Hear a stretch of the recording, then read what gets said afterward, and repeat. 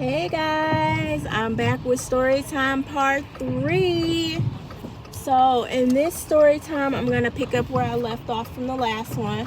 I left off with the last one where Sarah was pregnant and Bob just took her car, disappeared, went out, picked up another woman. And the woman then reached out to Sarah. Okay, so that's what we left off at. Okay, so right after this situation, like I said, Sarah's daughter got into a car accident, and Sarah then had to get a new car. Okay, Sarah gets a new car. Bob takes Sarah's car and says he's going to the pet store to get some food for one of the pets. You know, Sarah say okay, because of course she keep giving Bob all these damn chances. So she said okay. Pet store literally up the street, probably not even 10 minutes from their house. Okay, so she goes, that's fine. Well, an hour then went by. Bob ain't came back. She called Bob and she like, where you at? I thought you was going to the pet store.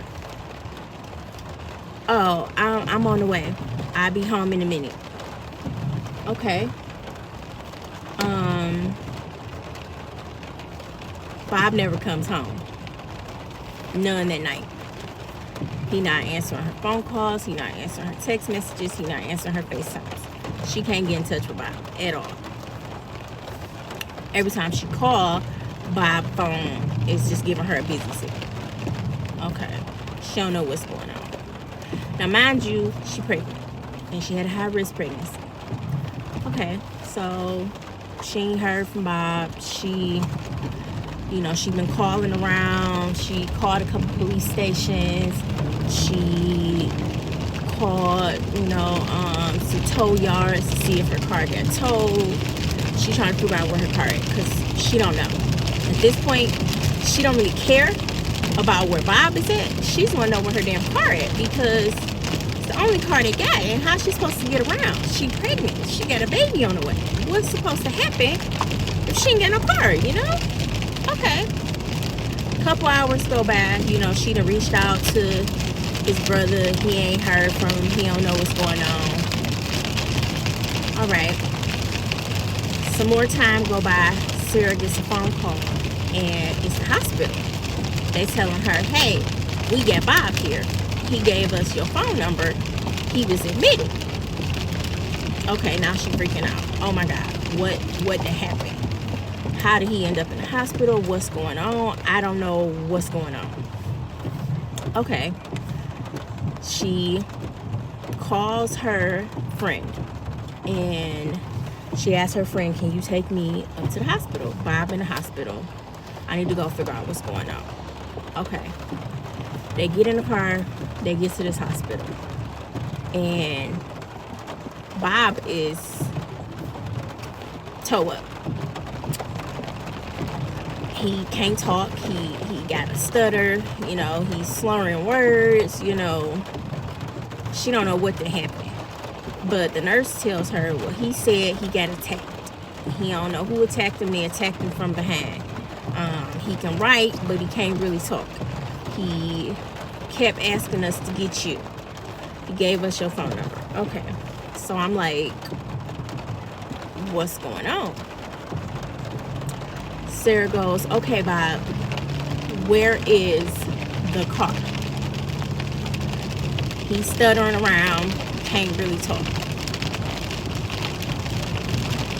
He tells her it's behind the big flowers in the park. And she like, okay, what park? Where is the car? Like, what did you do with the car? Where's the car at? He started saying it's behind the flowers. It's behind the flowers. It's behind the flowers. This is the stuff he keeps saying. So he finally is able to tell her or draw what he thinks is a map of where the car is at. They live in the suburbs. He ended up in the city in a park. The police found him running down the road in his underwear. No clothes, just his underwear and some flip-flops. He claimed he was attacked and taken there. Sarah talked to the nurse and the doctor, and they go, that's not what we're getting. They said, yeah, that's the story he's sticking to, but we found drugs in his system. So we believe that, he went there, did these drugs, and it was a bad batch. And that's why, he had a seizure, he freaking out, he all paranoid, thinking people trying to get him. It was the drugs that he did. Okay. So Sarah gets up, she gotta go out in the hallway, she can't breathe, she's freaking out. She don't know what to do. She's having all these pains in her stomach. Because again, mind you, she's pregnant and she high risk. And she don't need this stress. But this is the stress that she got. This is her life. This is what's going on. Okay? So she get her composure together, because they say if you don't, you got to calm down. You're not looking too good. We need you to calm down so we can let you leave. Otherwise, we're going to have to admit you too. She gets calm. She go. Her and her friend go, and they driving around this park trying to find her car. Driving around. Couldn't find it. What's crazy is they drove past the location of the car, had to be a good 20 times.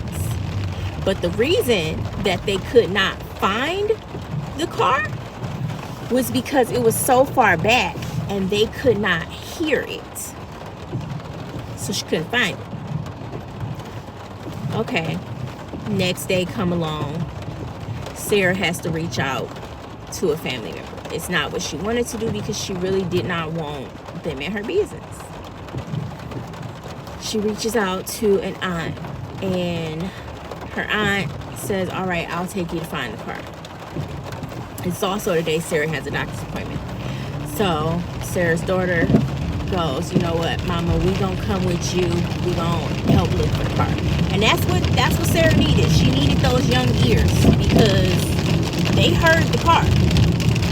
Now, Sarah and her friend didn't hear the car, but Sarah's daughter heard the car, and they found it tucked off back there behind these giant sunflowers. Sunflower patch. Come on, get in your lane. Giant sunflower patch. They found the car. Stuck in mud. I mean, stuck too. And you could tell that Bob had tried to get the car from being stuck, but he couldn't. You could tell that he tried to do all this, but he couldn't get it done. It didn't happen. And he destroyed the car in the process of trying to get it unstuck. He took her chairs that she had in the trunk. She had folding chairs in the trunk. He took those and tried to wedge them under the tires, ruined her chairs. He had mud all over the baby clothes that were in her trunk. Her whole trunk was full of mud. The crazy part of this whole thing is that there was more mud inside of the car than there was outside of the car. That's the part that's crazy.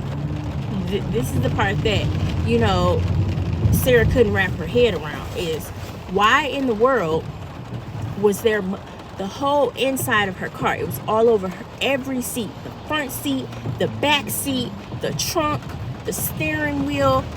It was mud everywhere. The roof had mud on it. It also had mashed in bugs and blood.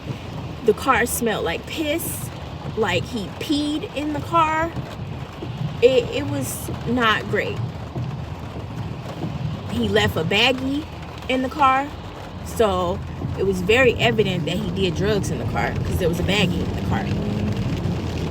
He insists that drugs were never a part of this. But, I mean, the bag was in the car. The drugs were in his system.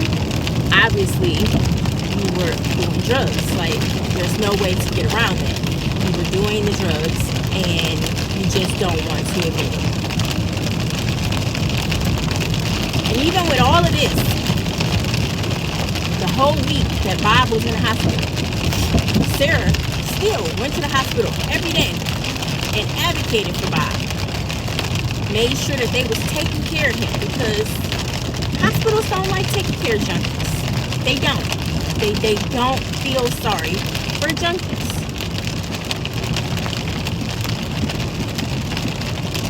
AAA got the car out. The dude charged an extra $200 to pull the car out because he said he was going to get stuck. So Sarah had to pay an additional $200 on top of the countless hundreds of dollars that she spent over the course of 4 days trying to clean her car. It was not a great experience for Sarah. It was very, very stressful on her. But yet she still stayed with Bob. Picked Bob up from the hospital, brought him home, nursed him back to health, took him to his doctor's appointment. Bob had the nerve to be mad at Sarah because Sarah told the doctor he is on drugs. And you need to know that because he is not going to tell you. He cussed her out and told her, "How dare you tell my business? I already told them that." No, you didn't. Because you don't tell people that you're a drug addict. You like to pretend like you're not. And it's crazy because if you hear Bob talk down on people that do drugs. And Bob is a drug addict. And he said he's not a drug addict. He said he's not a junkie because he don't steal from people. Like, come on, Bob. You're a drug addict. Let's be real, buddy.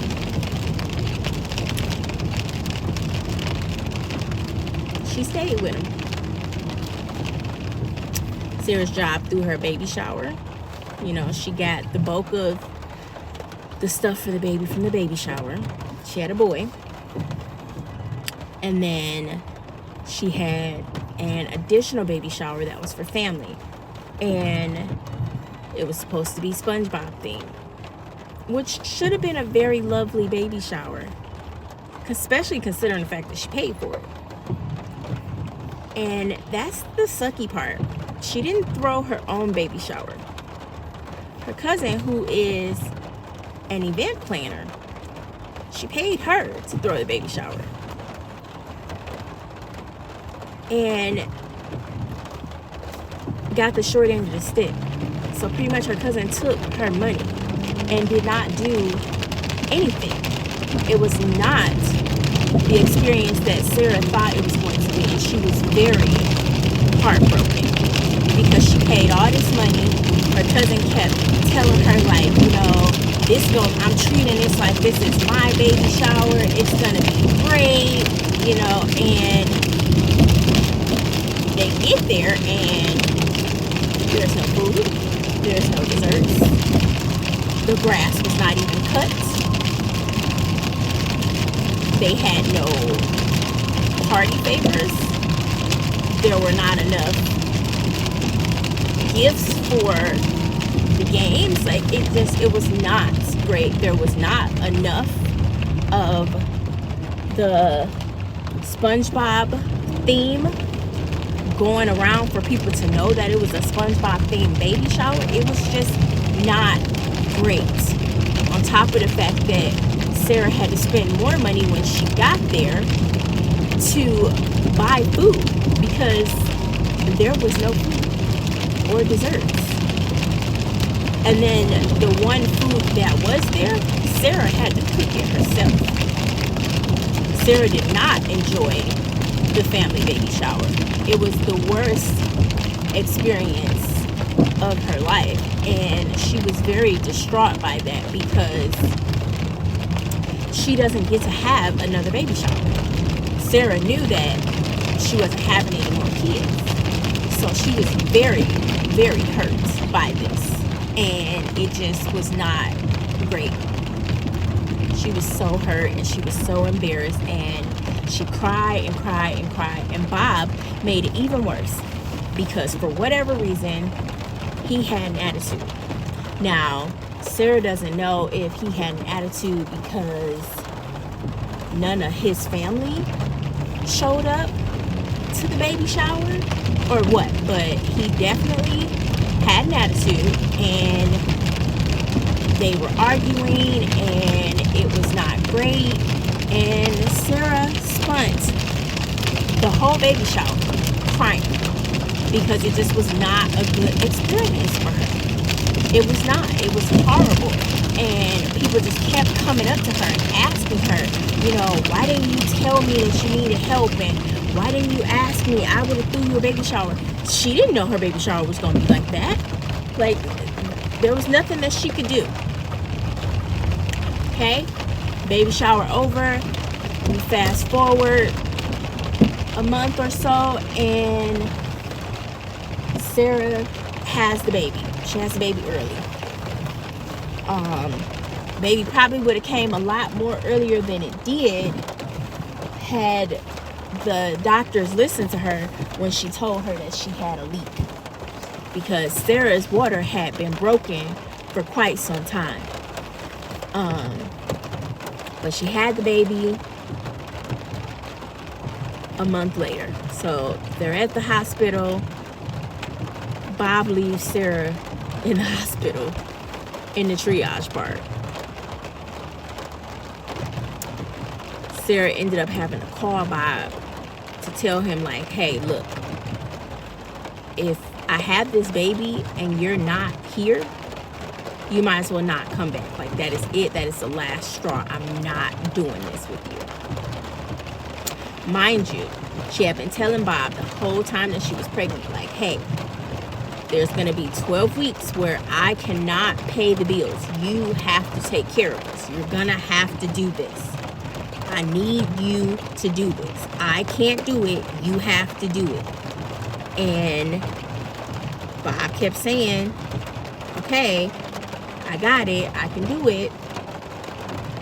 Well, Bob decides while Sarah's in the hospital that he's going to go and blow a bunch of money. I'm here. And that was the money that they needed for those bills. He couldn't pay it. Okay.